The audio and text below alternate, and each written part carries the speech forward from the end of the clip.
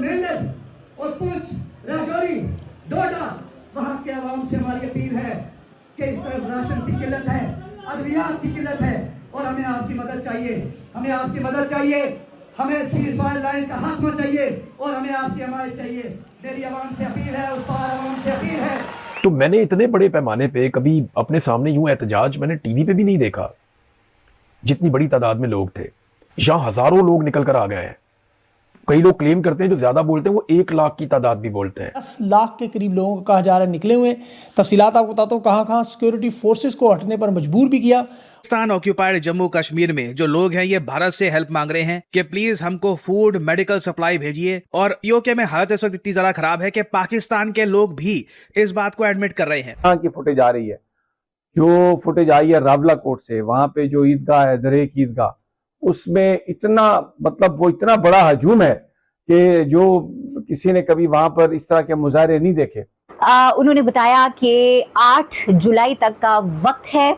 अगर हमारे जो जायज मुतालबात हैं वो पूरे कर दिए जाते हैं, उनके ऊपर अगर अमल दरामद कर दिया जाता है तो ठीक है। उसके बाद फिर लोग समझदार हैं, लोगों को पता है कि अगला क्या लाएअमल होना है और उसकी तैयारी आप आज से ही शुरू कर दें, क्योंकि वक्त हमारे पास बहुत कम रह गया है। कश्मीरियों ने जॉइंट अवामी एक्शन कमेटी ने कॉल दी हुई थी आज़ाद कश्मीर में भी और कॉल दी हुई थी बरतानिया में भी। बरतानिया में ऐसा था कि मैंने यहाँ पे जो जर्नलिस्ट हैं उनसे बात की, उन्होंने कहा जी इतना बड़ा मुजाहरा हमने पहले नहीं देखा। यानी बहुत कम कभी ऐसा हुआ कि पाकिस्तानी या कश्मीरी इतने बड़े पैमाने पर निकले हों। हमारे पाकिस्तान ने रास्ते बंद कर दिए हैं, तो अब भारत वाली साइड के ऊपर हमारे रास्ते खोले हैं, जम्मू कश्मीर हमारे रास्ते खोले। आज रास्ते खुलवाने के लिए तितली नोट के ऊपर बाकायदा तौर के ऊपर जो है वो इनकलाब के नारे लगाए गए। उसमें जो फुटेजेस है उसमें वो पुलिस गाड़ियां नौजवानों को कुचलते हुए जा रही हैं। एक क्राइसिस है इस वक्त कश्मीर में।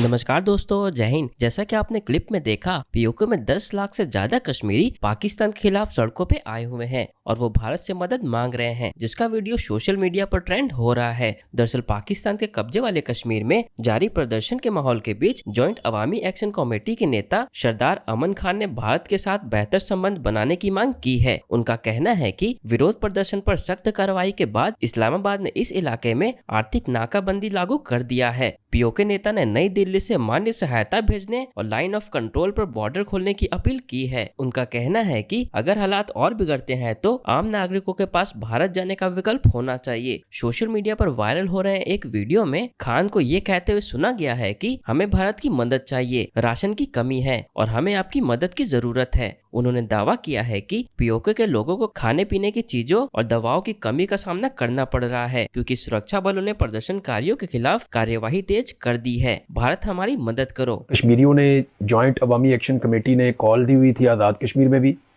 और कॉल दी हुई थी बरतानिया में भी। तो बरतानिया का हाल मेरे ख्याल में आपको मैं पहले बताता हूँ, फिर आपको आज़ाद कश्मीर की सूरत हाल बताता हूँ। बरतानिया में ऐसा था कि मैंने यहाँ पे जो जर्नलिस्ट हैं उनसे बात की, उन्होंने कहा जी इतना बड़ा मुजाहरा हमने पहले नहीं देखा। यानी बहुत कम कभी ऐसा हुआ कि पाकिस्तानी या कश्मीरी इतने बड़े पैमाने पर निकले हों। यानी अगर वो कहते हैं हम टॉप के 2-3 मुजाहरे अलग करें तो ये इतना बड़ा मुजाहरा था। तादाद अलग अलग लोग अलग अलग बता रहे हैं, कोई कहते हैं 50,000 थे, कोई कहते हैं इससे बहुत ज़्यादा थे, कोई 40,000 बताते हैं, लेकिन आप लोगों की गिनती नहीं कर सकते थे। यानी जो लोग एहतजाज करने के लिए निकले थे उनका अगला सिरा कहीं और था और पीछे बहुत किलोमीटरों तक लोग फैले हुए थे।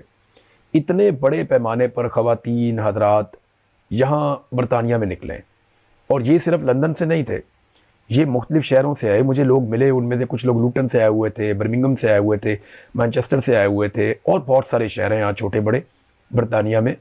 लोग हर तरफ से आए हुए थे और लोग एहतजाज कर रहे थे। जो बात मैंने नोट की, मुझे वहाँ पे बात करने का मौका भी मिला। इंतज़ामिया का बहुत शुक्रिया मैं अदा करता हूँ कि इतने रश के बावजूद, इतने सारे लोगों के बावजूद वो ना सिर्फ मुझे बाहिफाजत लेकर गए अपने पंडाल तक बीच में, बल्कि मुझे वहाँ पे उन्होंने बात करने का मौका भी दिया। गो कि सब तक मेरी आवाज़ नहीं गई, क्योंकि उस गाड़ी के ऊपर जितना वो स्पीकर सिस्टम वगैरह लगा हुआ था पाकिस्तान हाई कमीशन के सामने, वो उतनी मैं बात कर सकता था। तो वहाँ जो लोग बात कर रहे थे मुझे वहाँ पहुँचाया गया। मुझे उन्होंने कहा जी आप भी बात करें, हर रात की कोई ना कोई सवेर आती है। तो मैंने इतने बड़े पैमाने पे कभी अपने सामने यूँ एहतजाज मैंने टीवी पे भी नहीं देखा, जितनी बड़ी तादाद में लोग थे। और पाकिस्तान में जो एक बयानिया बनाया जाता है, जो बार बार कहा जाता है कि ये कश्मीरी गद्दार हो गए, यानी वहाँ पे टाउट्स बैठ जाते हैं, मीडिया के अंदर हमारे अपने जर्नलिस्ट हैं, हमारे भाई हैं, वो बैठ जाते हैं, हमारे अपने कुलीग्स हैं वो बैठ जाते हैं, वो कीड़े निकालते हैं। किसी एक आधा आदमी जिसका दिल दुखा हुआ है, आप पाकिस्तान में किसी का रिश्तेदार मार देंगे तो उसके मुंह से फूल तो नहीं झड़ेंगे, वो आपको गाली देगा ना, आपसे लड़ाई करेगा ना। वो जो आप पे गोली नहीं चला सकता वो अपनी ज़बान से निश्तर चलाएगा ना। आप उन्हें गद्दार करार देने पे तुले हुए हैं। ऐसे ही आपने बंगालियों को गद्दार करार दिया, ऐसे ही आपने बलोचों को दीवार से लगा दिया, उन्हें गद्दार करार दे दिया। यही आपने कई कबायलियों के साथ कर दिया। उन लोगों को शर्म आनी चाहिए जो ये प्रोपेगेंडा करते हैं, इस किस्म के गद्दारी के कार्ड बांटते हैं। मैंने जैसे पहले कहा आपको कि जो कुछ हुआ बंगालियों के साथ, बलोचों के साथ, क्या हम कश्मीरियों के साथ वो करना अफोर्ड कर सकते हैं? वो आज डट कर खड़े हैं। मुझे अफसोस के साथ ये कहना पड़ता है कि पाकिस्तान की रियासत ने, हमने हमेशा प्रमोट किया, हमने खबरें दी, हमने पैसा खर्च किया, अपने वसाइल खर्च किए कि इस मामले को उठाया जाए कि मकबूजा कश्मीर में इंडिया ज़्यादतियां कर रहा है। हम उसे खुसूसी कवरेज देते थे, लेकिन आज तक इतने बड़े पैमाने पर लोग इंडियन हाई कमीशन के सामने नहीं गए।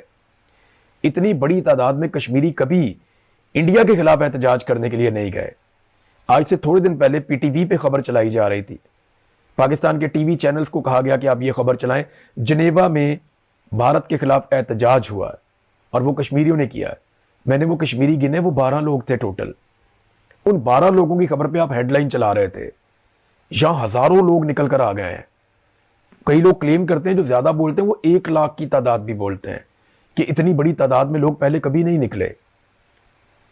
कम से कम भारत के खिलाफ तो कभी इतने लोग नहीं निकले थे। जरा अपने गिरबान में झांकें और पूछें कि क्या इससे आधे से आधे लोग कभी हम भारत के खिलाफ निकाल पाए? जितने लोग आज पाकिस्तानी इदारों के खिलाफ और उनके जुल्म के खिलाफ एहतजाज कर रहे हैं, और बड़े आराम से ढीले मुंह के साथ हम कह देते हैं कि ये भारत के एजेंट हैं। क्यों आप भारत को इतना बड़ा क्रेडिट दे रहे हैं? ये इतना बड़ा शो था कि इसका क्रेडिट भारत को देकर आप सरेंडर कर रहे हैं उनके सामने।